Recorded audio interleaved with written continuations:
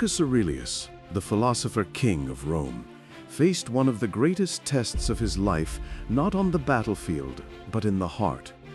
It was the year 175 AD. The Roman Empire stretched from the mountains of Britain to the deserts of Egypt. Marcus had spent years defending its borders, sleeping in tents beside his soldiers, enduring cold, hunger, and endless war. The emperor who could have ruled from marble palaces chose instead to share the hardships of his men. Yet even as he fought to keep Rome's enemies at bay, danger was brewing in the one place he least expected, among those he trusted.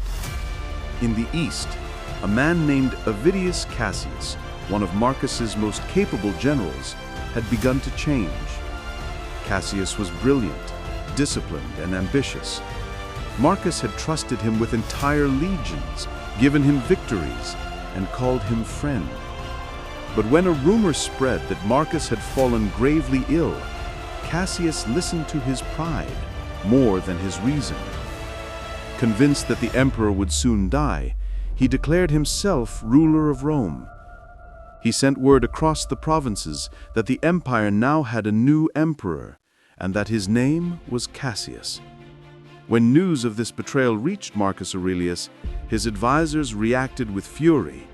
Some shouted that Cassius must be hunted down at once.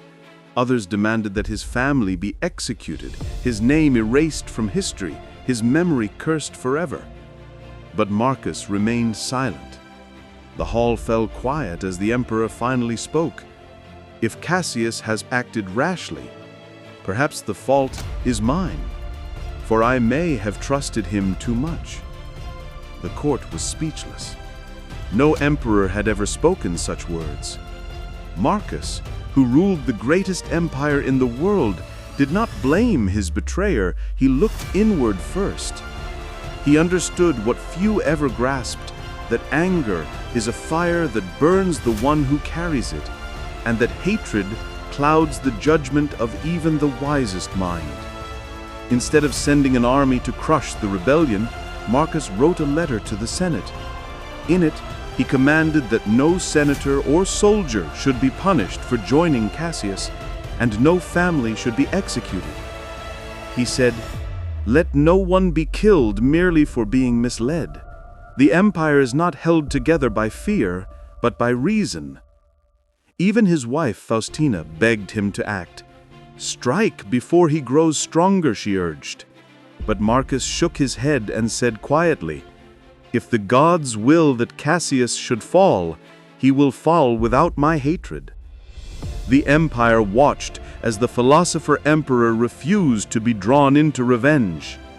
He continued to lead calmly, tending to matters of state as if no betrayal had occurred. He wrote in his journal, "The best revenge is to be unlike your enemy." Before Marcus could even march east, fate intervened. Cassius's own soldiers, ashamed of their rebellion, turned against him.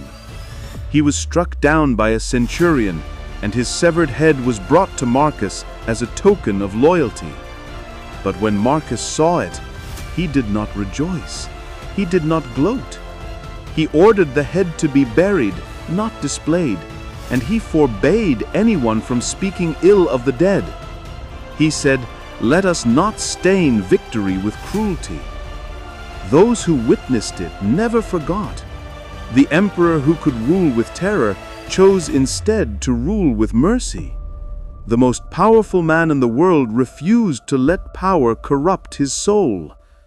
Years later, when asked how he remained calm in the face of betrayal, Marcus said, "We are all branches from the same root. If one breaks away, shall the rest curse it or continue to grow?" To him, every act of cruelty was a sign of weakness, every act of forgiveness a sign of strength. He believed that no man, however wrong, was beyond redemption, only beyond understanding.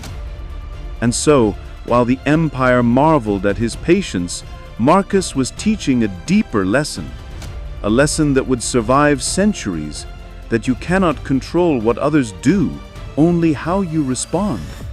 His mercy did not make him weak, it made him eternal.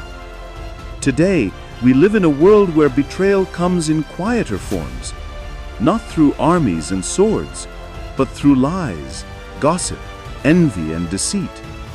We are wronged by friends, ignored by those we help, attacked by those we trusted.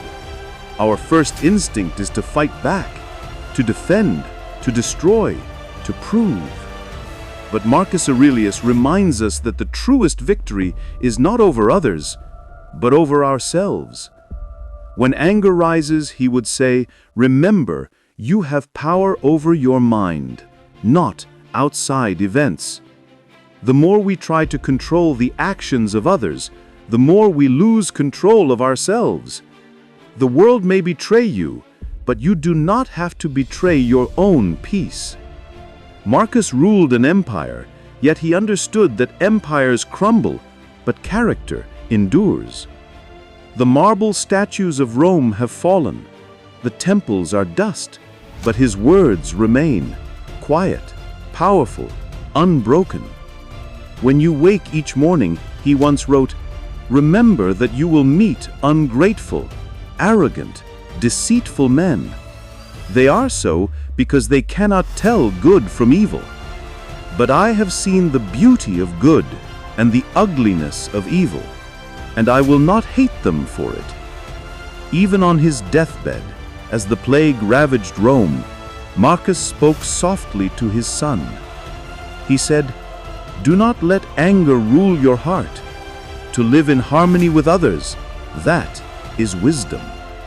And perhaps that is the greatest lesson the philosopher emperor left us, that true power is not in domination, but in self-control, not in victory, but in virtue, not in ruling others, but in mastering the self.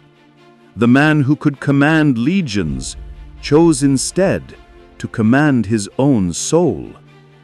In a world that celebrates power, he proved that peace is the highest form of strength.